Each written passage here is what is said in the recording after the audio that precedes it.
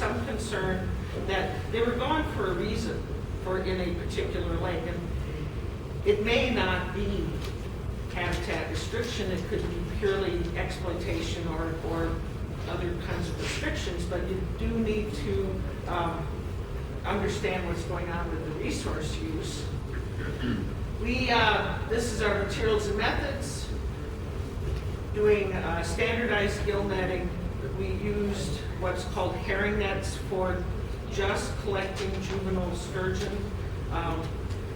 I do have English units there, I apologize. And then we did this in 2008, 2009. Standardly, we weigh them, we measure them, we Floyd pin tag them, and then the ones for the gastric lavages, we anesthetize them and take their lunch. We take their lunch. The consumed prey were preserved and identified to taxon. Available prey were collected with Ponar and also identified to taxa. Some prey are more evident than others on that picture. That is the tail of a yellow perch, believe it or not. So a little bit of foreshadowing for my story here. So,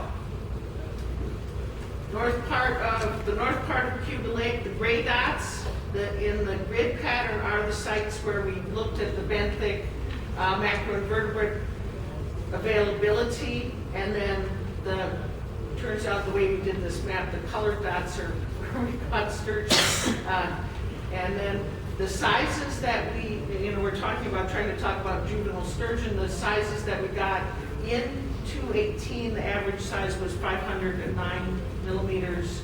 219 we got and then we expanded to the south end of the lake to also look at the diet on that end of the lake, starting to look at it, and then we ended up with 605 millimeters and 683. And the size of these fish, they're between 4 and 5 years old. I do have some of the aging still to do on confirming the ages, but they're based on the stocking records and the sizes, they're 4 to 5 year old fish. So that's an 18 fish from the north end, 19 fish from the north end, and then this is from the south end here in Ithaca. One of the fish that we caught, just to give you a visual representation. So if the question is, at this point, the diet, how does the diet match with the available macroinvertebrates? And we did multivariate cluster analysis, Ray Curtis with 1,000 bootstraps using an alpha level of 0.05. And when you crunch all this data, these large data matrix of the diet and the habitat and everything, we end up with the diets from 18 and 19 being similar to each other, not significantly different. The available prey from 218 and 219 were not significantly different, but their diets and the available prey were different. So the sturgeon are eating a certain complement of invertebrates. There's a certain complement available, but the sturgeon are being somewhat selective. They're not eating everything that's out there. So when you start looking at this by actual organism, hopefully you can hear me from over here. So if we look at the upper end there, we can see the north end weighted diet composition. We've got, chironomids, yes. We'll see if we can do this. It's the yellow button. Yes. So we've got chironomids, see, they're eating chironomids, and, I did that. And then amphipods, as we've been just in the last talk. They love amphipods. They'll eat all the amphipods up, and native amphipods in this case. And then we've got some exogenia, burrowing mayflies, and Megaloptera. And then in 19, we get a similar thing, but I think we had a hatch of a greater number of hexagenia. So we end up with some of the fish that we caught in 19 were packed with burrowing mayflies, which is great.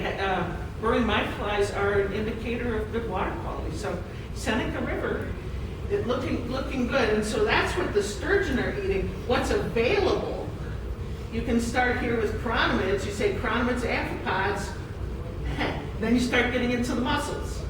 Devigensis, D. polymorpha. Then we have oligochaetes, we've got Trichoptera. And then going on around here, we've got some of these guys, the Sphaeriums. And then in the north part of the lake, we actually have one of the long-term populations of the invasive Corbicula that's in this area. I've been looking at this over time to see if how they're doing, that population is doing it. Because sturgeon in other areas eat Corbicula, especially white sturgeon. But you can just see by looking at this that the diet is selective versus what they could actually be taking from the environment. You know, see here, these particular wild fish are not eating dracenids at this point, even though in some other systems, fish of this size are reaching the point where they're taking the dracenid, eating the dracenids. So then there's something else that happened with these fish, which is we've got round gobies. They were not included in the diet analysis where we compared the benthic macroinvertebrates with the diet of the sturgeon, but these sturgeon, at their size, they would, in most systems, you'd start seeing 1 or 2 native darters in the diet. They're eating round gobies at 500 millimeters. They're having a significant number of round gobies, small round gobies. And here, this 60, in 2018, 60% of the fish, of the sturgeon that we gastric lavaged had round gobies in their stomachs. So another, this goes back to them being probably, the super benthic cruisers. They're coming along. Gobies, you all know, gobies just sit there, right? So the sturgeon comes along and they're just like as the video you saw with the sturgeon trying to eat the stem. They do the same thing with gobies if they can. So then we say, as I said, we did 2018, 2019. So then we start adding the south end of the lake. What do they eat by Ithaca? They eat chironomids. In some other systems, in the literature, this number is not unusual. In fact, in the Genesee, the 3-year-old fish ate 98% chironomids when I did their diets. And again, the benthic availability of different organisms here is obviously quite different than what we actually saw in the diet. And then, ta-da, you add gobies. 90% of these guys that we caught in the south end of the lake ate gobies. 90% of them. So they're taking advantage of this new resource, that's for sure.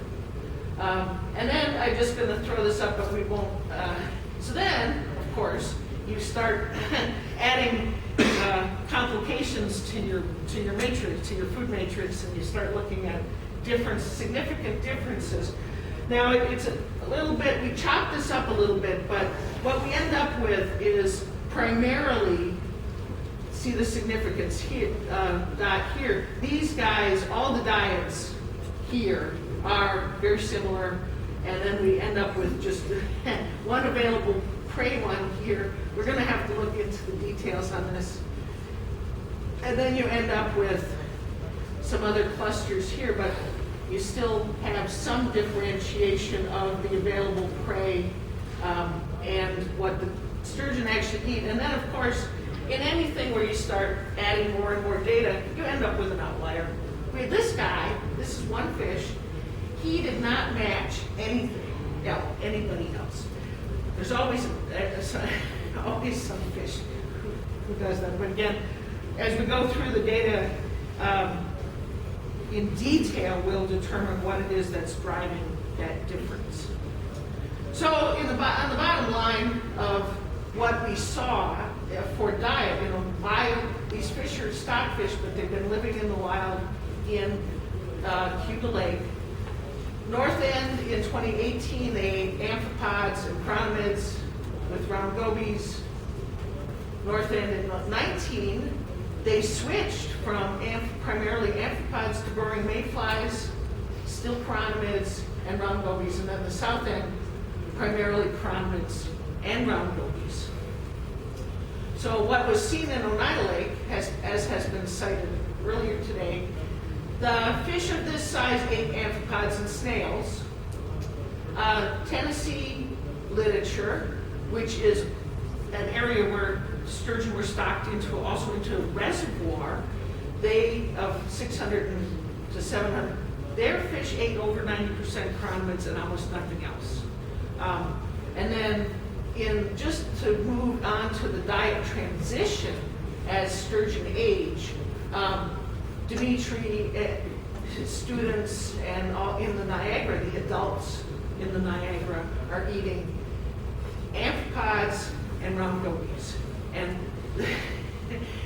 the interesting thing about this is it's a non-native amphipod. It's a kind of gammarus. It's not the native amphipod. So the sturgeon is the sturgeon are taking advantage of these non-native fish so that was the question: is does Cayuga Lake support sturgeon? The answer is, of course, yes. And you can see here the 2000. The first stocking class was 1985, and Emily's going to talk a little bit more about those guys.